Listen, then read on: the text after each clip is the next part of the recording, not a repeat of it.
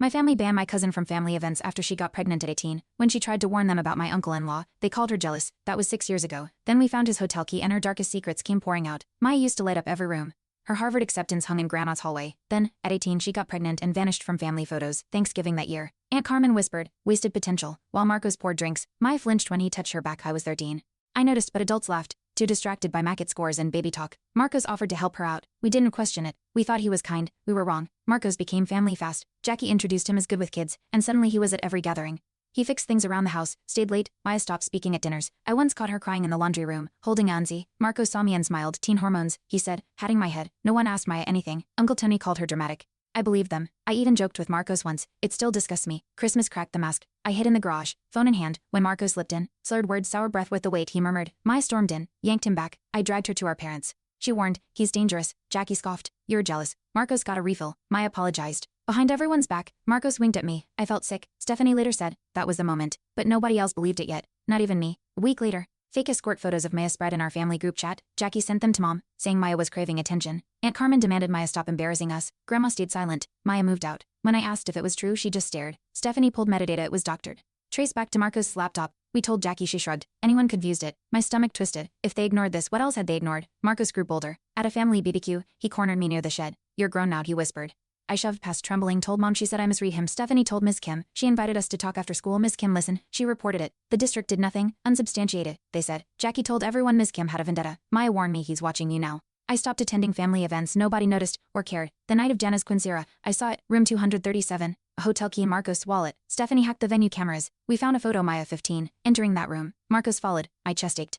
I showed Jackie. She snatched the printout. Photoshop, she snapped. Maya sobbed when I told her. That's when she showed me her son's birth certificate. Father unknown. The timeline matched. I wanted to scream. Instead, we printed everything, just in case. We confronted him at Grandma's birthday. Marcos laughed, tossed his napkin, called us paranoid. Jackie shouted, show proof. Stephanie laid out the prints. Marcos scanned them. Calm. Photoshop, he repeated. Maya held up her son's birth certificate. Marcos said nothing. Aunt Carmen fainted. Uncle Tony stood. You're tearing this family apart. Jackie froze. Marcos smiled. Maya's son walked in, asking for juice. We were shattered. He wasn't even hiding anymore. He didn't need to that night. Marcos texted me. You're next. I've omitted in the sink. Maya called the police. They said, block the number. Stephanie traced the text sent from a burner near his job. Jackie refused to press charges. He's careful, she said. I screamed at her. She left. Grandma sat with Maya, rubbing her back. I didn't know, she whispered.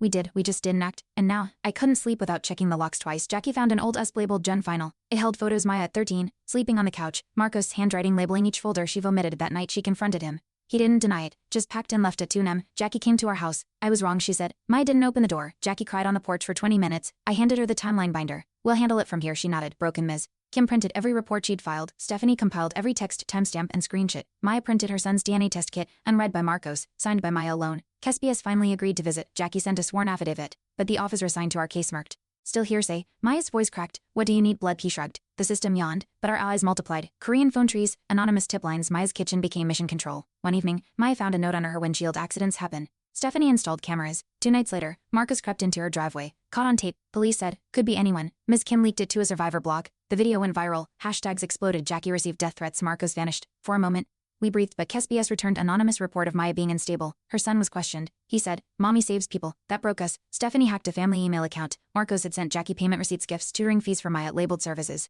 She printed everything. Jackie presented it to a private investigator. He built a timeline, verified addresses, hotel stays, timestamps. Still, no legal bite. Too circumstantial, they said. Jackie broke down at the kitchen table. I covered for him, she whispered. Maya finally looked at her. Then help fix it. Jackie wiped her eyes. I'll testify, whatever it takes. Uncle Tony called a secret family meeting without Maya. This needs to stop, he said. He's family. Jackie exploded. So is Maya. Aunt Carmen sat silent until Grandma stood. He touched Maya. He threatened Emma. If you stay quiet, you're complicit. The room froze. Uncle Tony left. Half the family followed. Jackie stayed. Carmen stayed. That was the split. Maya wasn't told. But when I hugged her the next day, she whispered, they're gone. Aren't they? The school board called Ms. Kim. Someone reported her for interfering in family affairs. She was suspended. Stephanie cried. Maya offered to talk to the press. Ms. Kim refused. Let them forget my name, she said. But she emailed us her files first. Stephanie built a website. Truthful at 437, password protected. Survivors began uploading stories. Anonymous at first, then names. Marcos had a pattern. Towns, ages, excuses. We weren't the first. That hurt most. We wouldn't be the last. Jackie filed for divorce. Publicly, the papers mentioned abuse and endangerment. The news ran it. Stephanie masked Maya's face in all media. But Marcos' face viral. Old neighbors messaged he taught our daughter's music class. A retired teacher sent us a yearbook photo. Marcos beside a 12-year-old with bruises.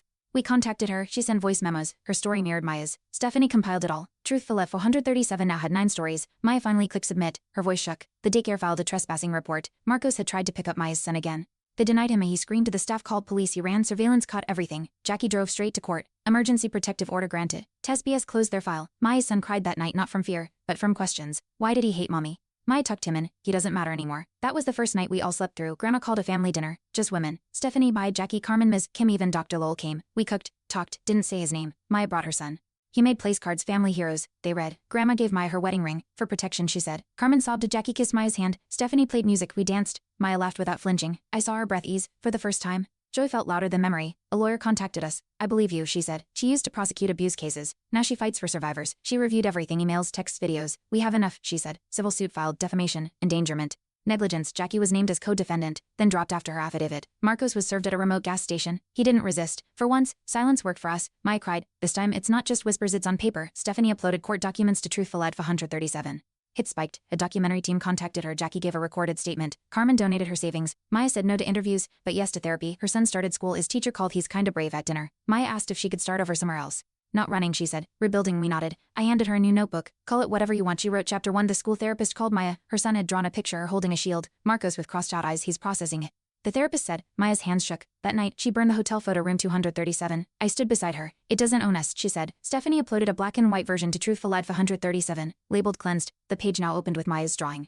One survivor messaged, I wish ID had your shield. Maya whispered, now you do. Maya testified in court. Clear, calm, unstoppable. Marcos avoided eye contact. Jackie watched, eyes wet. The judge listened closely. Lips pursed. Stephanie handed in the full binder. Truthful 137 submissions were sealed into evidence. Marcos' lawyer asked Maya, why now? She said, because no one else will. Silence. The courtroom crackled. Outside, survivors gathered, posters, candles, faces lit by justice. That night, Maya didn't cry. She cooked, she sang with her son, she finally slept in peace. The verdict came, civil liability confirmed. Damages awarded. Marcos' assets frozen. His employer terminated him. Community centers distributed flyers, known predator. Stay alert. Maya's photo stayed off the news. But her voice reached classrooms through training seminars. Jackie quit the force, joined a survivor network. Stephanie presented Truthful 137 at a national summit. Graham whispered, he didn't break us. At dinner, Maya laughed, really laughed. Her son joined. Squealing, the sound filled every corner. No more hiding. Truthful 137 hit national headlines. A family's reckoning trended for days. Maya refused interviews. Jackie answered questions. Blunt and fierce. Stephanie was offered a tech grant. Ms. Kim reinstated quietly. Carmen spoke at a women's shelter, her first public speech. Emma's story, Maya's courage, Stephanie's precision, they became symbols. A journalist called Maya the Shield Mother. She declined the label. I'm just surviving. But in her eyes, we saw fire. She wasn't just surviving.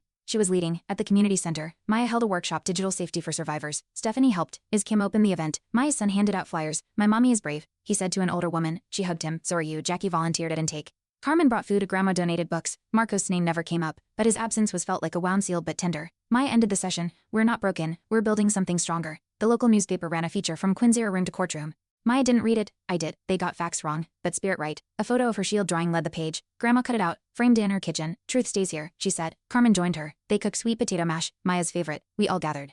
Laughter replacing whispers. Marcos was never mentioned. His silence finally wasn't control. It was absence. Marcos' brother emailed, I'm sorry. We didn't know. We should have believed Maya. Stephanie responded. Jordan final. She doesn't need your apology. Just your silence. Maya read it, nodded. Carmen blocked his number. Jackie changed her last name. Maya's son asked, are we safe now? Maya said, yes, and we know how to stay safe. That night, she locked the doors herself, then unlocked them again just once. Just to breathe, that was her victory. Stephanie was invited to speak at a university panel on digital justice. She wore a blazer Maya had lent her. Truthful 137 started as a binder, she said. Now it's a movement. The audience applauded. Maya watched online. Silent but proud. Afterward, she added a new submission, her own journal entry from age 15. Stephanie labeled it entry 0. It sat at the top of the site. A full circle, not closure but clarity. We all felt it. At Maya's son's birthday, we gathered, no secrets. No tension, just love. He wore a cape. Super truth hero, he declared. Cake, music, dancing. Jackie brought books. Ms. Kim brought puzzles. Carmen brought handmade toys. Maya smiled at every gift. I gave her a framed screenshot. Truthful 137's homepage. Your story matters. She hugged me. Long and firm. Ours, she corrected. Her son joined us. Arms around both. Family, he said. And for the first time, it felt true. Stephanie archived every message, document, and photo into a drive called 237 preserved. Maya placed it in a fireproof box under her bed. For his son, she said. Jackie added her badge, retired. Ms. Kim added her classroom id. Grandma wrote a letter. Forgiveness is not forgetting. It's surviving. Carmen tucked in a photo of Maya laughing. I added my journal filled with every moment. We sealed the box. Not for us, for those still unheard. Maya started therapy with Dr. Lowell. Her son stayed with Grandma. Jackie paid for sessions. Maya once whispered, I forgot how to dream. Stephanie and I redecorated her apartment. Sunlight, softness, no locks on inside doors. Ms. Kim visited often. Carmen brought soup weekly. It wasn't perfect, but it was real. Maya lit a candle every night, not for him, for herself. That flame, tiny, steady, felt like the start of something whole. One evening, Maya said, I don't want revenge. I want quiet. Her son curled up beside her. Jackie smiled as Stephanie poured tea. Ms. Kim added, quiet is power. We nodded. Maya hung new curtains yellow. Light returned to her life, not suddenly, but in layers. She started journaling again. Her first entry, no more hiding. That became her mantra. It echoed across our group chat, and maybe someday, across someone else's timeline too. Marcos disappeared. No charges stuck, but no one opened their doors to him again. He became a whisper not feared, just irrelevant. Jackie continued working with survivor groups. My son aced his first spelling test. Carmen hosted weekly dinners. Grandma told stories again. Truthful at 437 became part of college curriculums. Maya never said his name again. Not out of fear but because he didn't matter. Her silence was an erasure. It was power reclaimed. Maya joined the school board and Ms. Kim returned to teaching. Jackie started writing a memoir. Stephanie launched a digital justice startup. Carmen ran a women's circle. Grandma donated to a trauma shelter. And me, I spoke at a local high school. Your truth isn't too late. I said. Maya sat in the back row, nodding. Her son drew another shield, this one blue. For next time, he said. We hoped there wouldn't be one, but we'd be ready. Thanks for watching. Hit subscribe to check out more stories on my channel.